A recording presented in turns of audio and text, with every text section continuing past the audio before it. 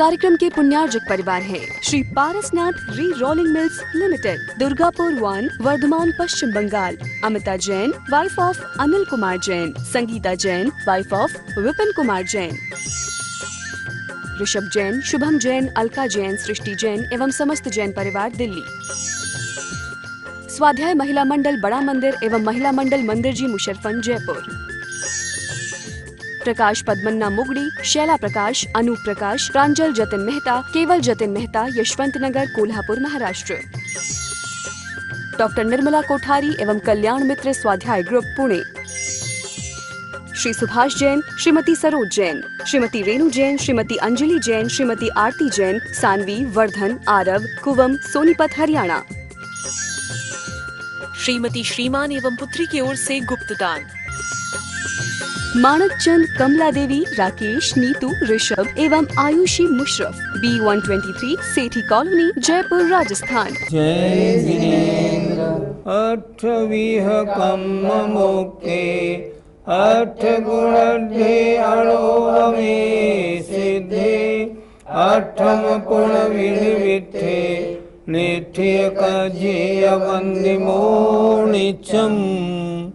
पंच परमेष्ठी भगवान की जय। पिछले ज्ञानशाला में आपने सुना था कि आरिका माता जी कितने ही घोर चरित्र का आचरण करें, कितना ही उत्कृष्ट चारित्र का पालन करें, फिर भी उनके प्रव्रजा मन जिन दीक्षा नहीं कही गई है।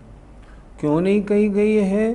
तो आज की जो गाथा है, गाथा नंबर 111, पृष्ठ 106, वो ये बता रही है कि जिन दीक्षा का स्वरूप क्या है।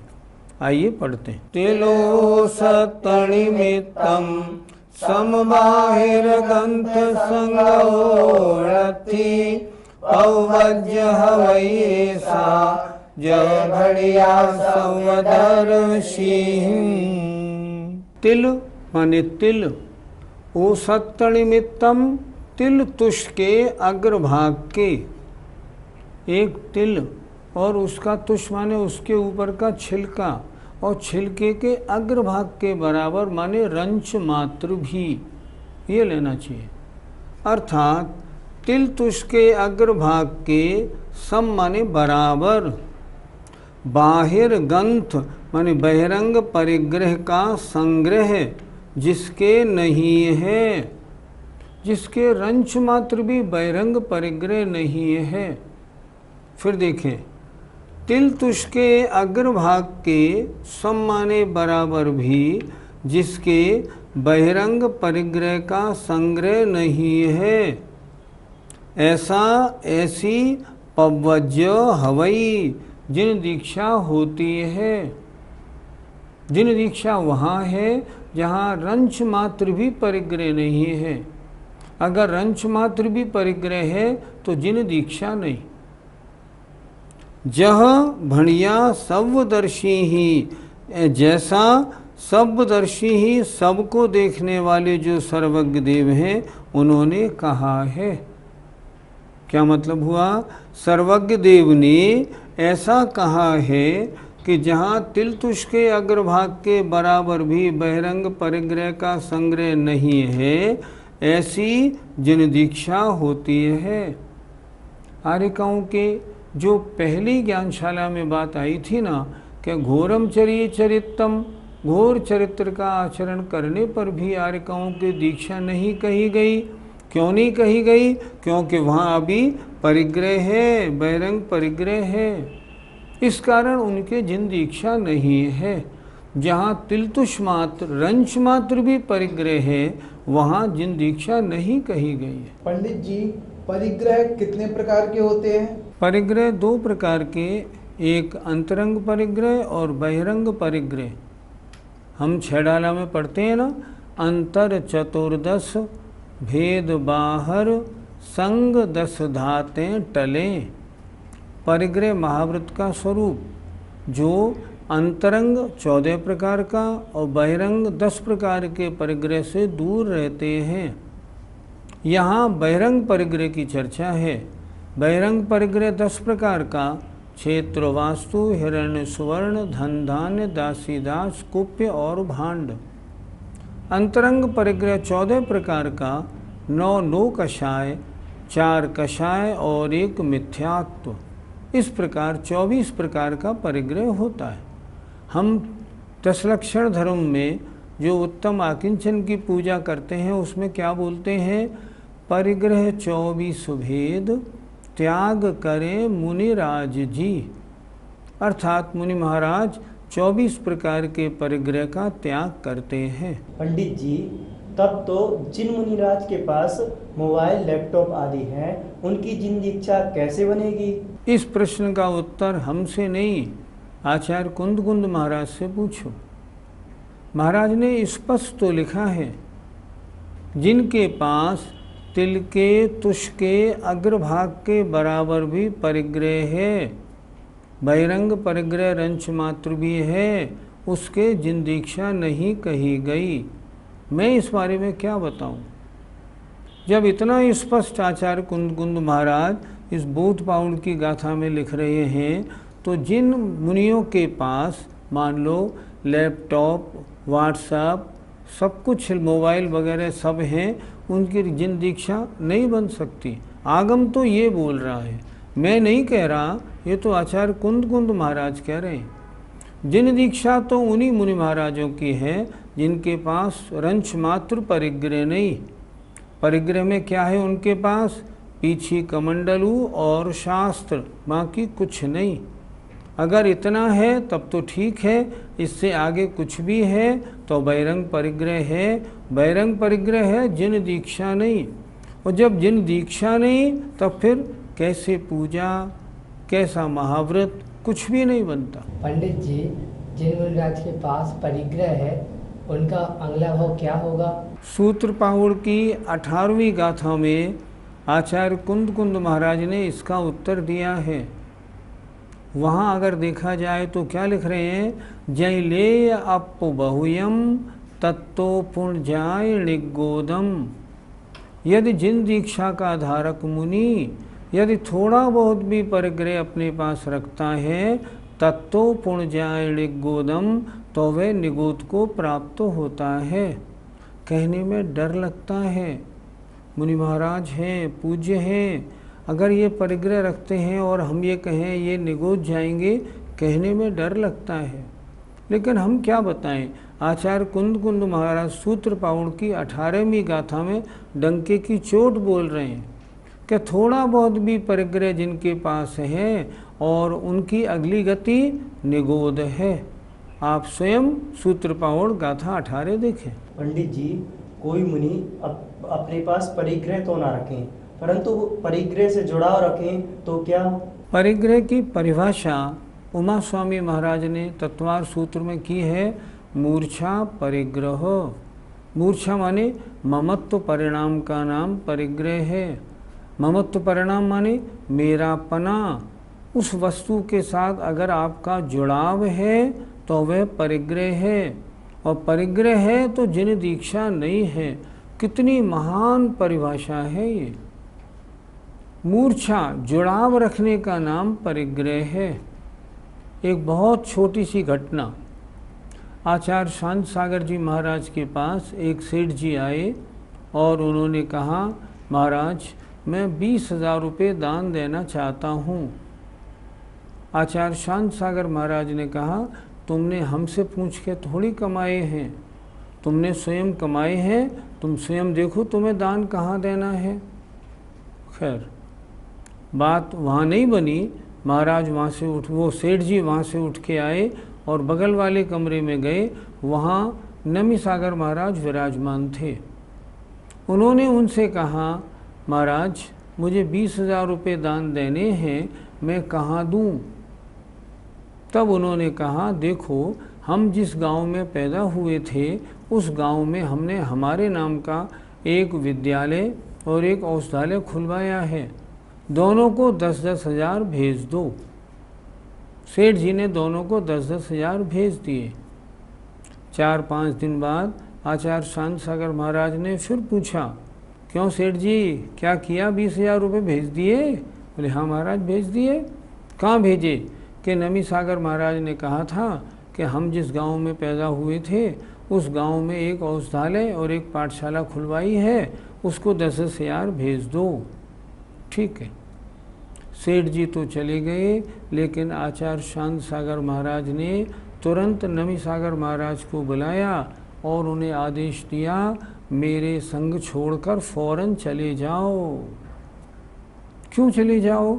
अभी तुम्हारा गांव, तुम्हारी पाठशाला, तुम्हारा औषधालय, अभी तुम्हें जिंदीक्षा नहीं, अभी मुनिपना है कहाँ तुम्हारा भैया, यहाँ से चले जाओ। उन्होंने बहुत उन्होंने विनय की, महाराज मुझे कुछ भी प्रायश्चित दे दें, संघ से पृथक न करें। उन्होंने कहा नहीं नहीं, बिल्कुल पृथक, ये शिथिलाचार मेरे यहाँ नहीं चलता।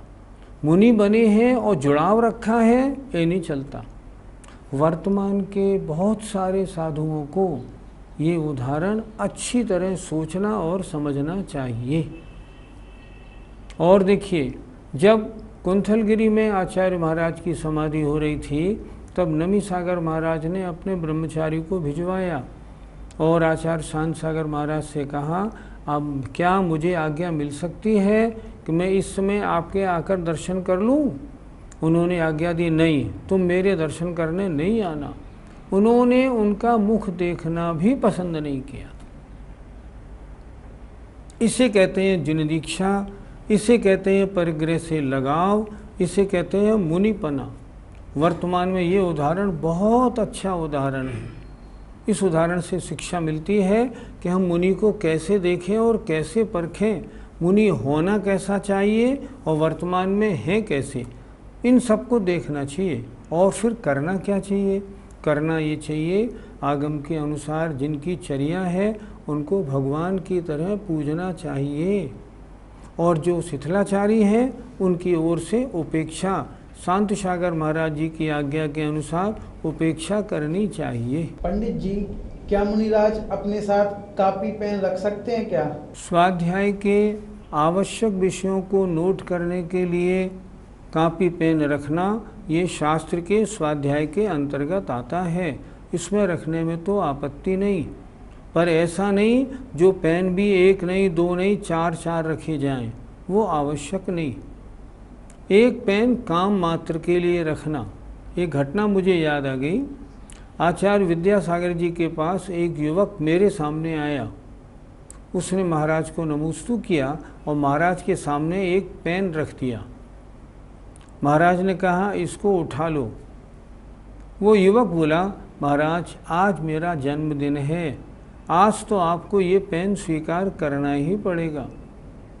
महाराज ने कहा, मेरे पास पेन है। नहीं महाराज, आपको ये पेन तो स्वीकार करना पड़ेगा। अब आप देखिए आचार्य ने क्या किया।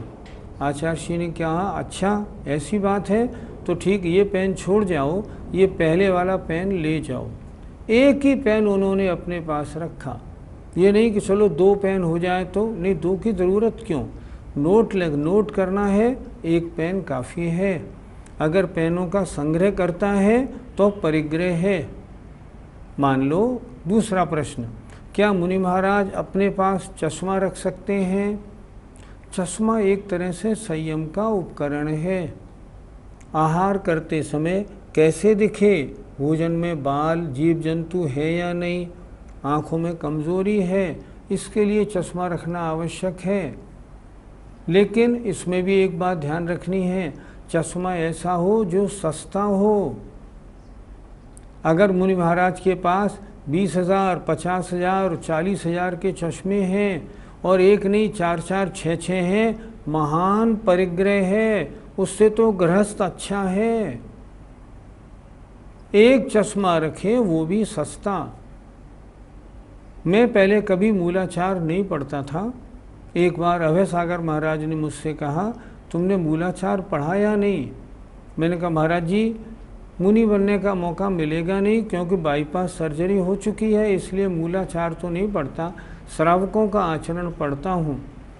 अभय सागर महाराज बोले, नहीं नहीं, पढ़ो तो सही। मैंने उसको पढ़ा, उसमें क्या क्या बात लिखी है सुन के मैं तो दंग रह गया। उन्होंने लिखा, मुनि के पास कोई वस्तु ऐसी ना हो जिसकी चोरी का ज़रा सा भी डर हो, जो कीमती हो, अगर मान लो आपके पास चश्मा 50,000, 40,000, 20,000 रुपये का है तो आपको उसकी चोरी का डर लगा रहेगा, कोई भी उसको उठा के ले जाएगा। चश्मा कैसा हो? सस्ता, सस्ते से सस्ता, ताकि उसकी चोरी नहीं हो। अगर ऐसी वस्तु है तो वह आवश्यक है, संयम का उपकरण है।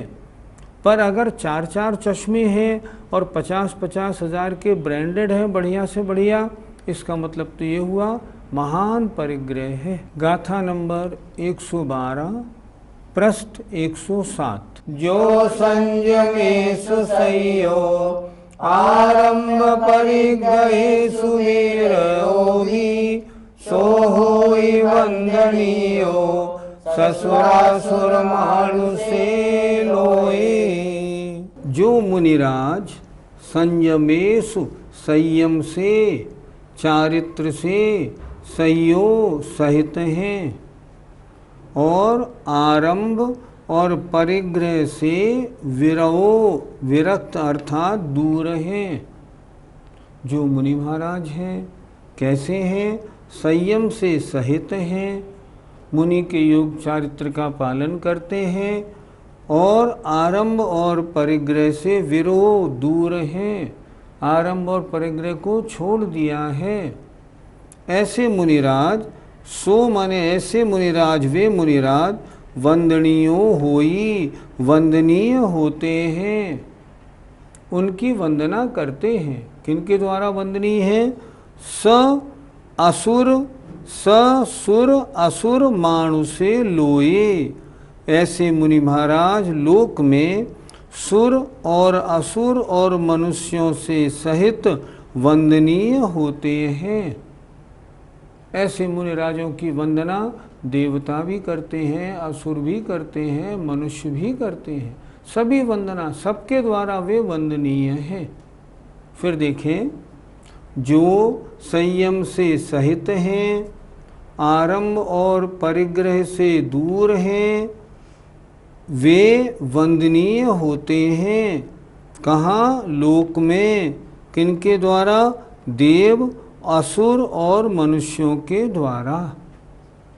ऐसे मुनि महाराज जो संयम से सहित हों, आरंभ परिग्रह से दूर हों, वे इस लोक में सुर, असुर और मनुष्यों के द्वारा वंदनीय होते हैं। पंडित जी, संयम कितने प्रकार का होता है? संयम 2 प्रकार का, एक इंद्रिय संयम और एक प्राणी संयम। इंद्रिय संयम के 6 भेद, 5 इंद्रिय और मन, इनको वश में रखना। प्राणी संयम के भी 6 भेद, 5 प्रकार के स्थावर और एक तरस, इन 6 काय के जीवों की रक्षा करना। जो मुनि महाराज दोनों प्रकार के संयम से सहित हैं, अर्थात 5 इंद्रिय और मन को वश में रखते हैं और 5 प्रकार के स्थावर और तरस, इन 6 काय के जीवों की रक्षा करते हैं, वे मुनि महाराज संयम से सहित माने जाते हैं।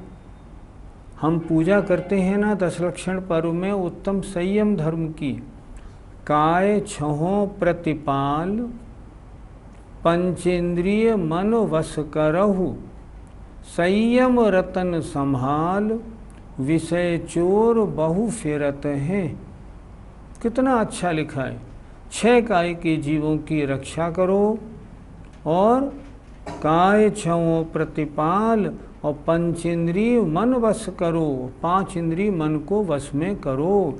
ये 12 प्रकार का संयम है। पंडित जी, आरंभ शब्द से हमें यहाँ पर क्या समझना चाहिए? जिन कार्यों के करने में जीव हिंसा होती है वे सब आरंभ कहलाते हैं। मुनि महाराज आरंभ के पूर्णतया त्यागी होते हैं। आरंभ में तरस और स्थावर जीवों की हिंसा होती है। हम गृहस्थी लोगों का आरंभ नहाना, धोना, झाड़ू लगाना, पानी आदि भरना, कूटना, पीसना, ये सब आरंभ के कार्य कहे जाते हैं। अर्थात इन सब कार्यों में जीव हिंसा होती है, अतः इसका नाम आरंभ है। मुनि महाराज कोई भी आरंभ नहीं करते, कोई भी कार्य ऐसा नहीं करते जिस कार्य में जीव हिंसा हो। कभी भी ये नहीं कहेंगे यहाँ गड्ढा खोदो और इस बांस को यहाँ पर गाड़ दो, कभी भी आज्ञा नहीं देंगे। अगर देते हैं तो उनके अहिंसा महाव्रत में दोष लगता है, क्योंकि ये कार्य तो आरंभ का हो गया। जहाँ जहाँ जीव हिंसा है उस कार्य को आरंभ कहते हैं। पंडित जी, सुर और असुर में क्या अंतर होता है? हमारी पूजा और स्तुतियों में भी ये शब्द प्रयोग होते हैं, सुर और असुर।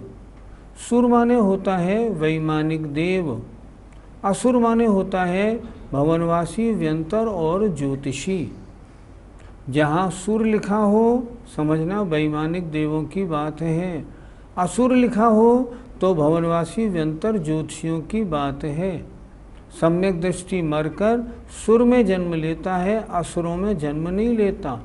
इसका मतलब हुआ सम्यक दृष्टि मर के वैमानिक देव बनता है, भवनवासी, व्यंतर और ज्योतिषी देवों में उत्पन्न नहीं होता। पंडित जी, जो मुनि महाराज असंयम, आरंभ और परिग्रह में लगे रहते हैं, क्या वह मुनि महाराज वंदनीय हैं? आचार्य कुंद महाराज इस गाथा में क्या कह रहे हैं?